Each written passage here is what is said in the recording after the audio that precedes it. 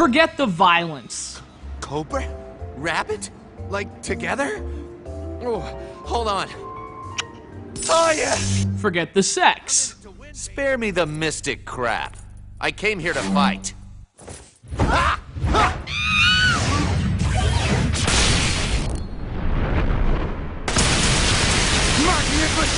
Forget everything that makes this game so shocking. They're mere footnotes in terms of what it's truly about, more than any of its multitude of situations that would cause parents and activist groups to collectively themselves.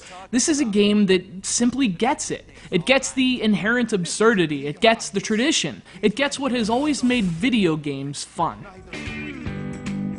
Whew, that was close.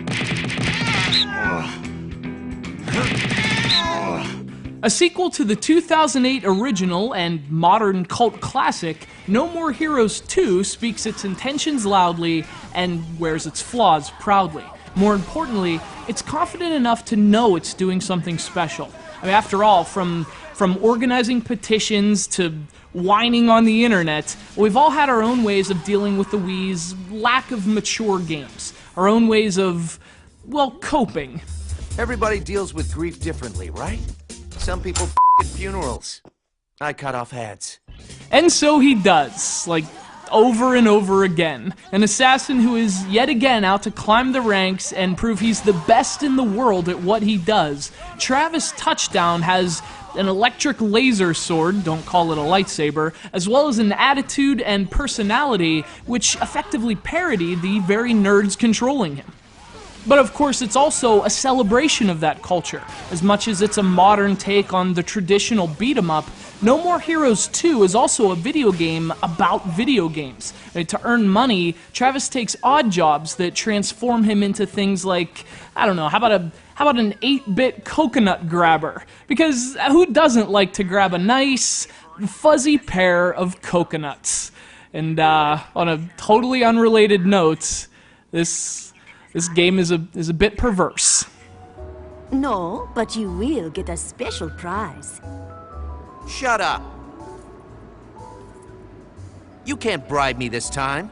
Now, gameplay is very similar to the first. You move Travis with the analog stick on the nunchuck, and you swing your sword with the A button, but these brutal kills and even a selection of wrestling maneuvers can be used with situational motion, and it actually works brilliantly. Like its predecessor, this game's restrained approach to motion has an incredibly satisfying effect on the gameplay.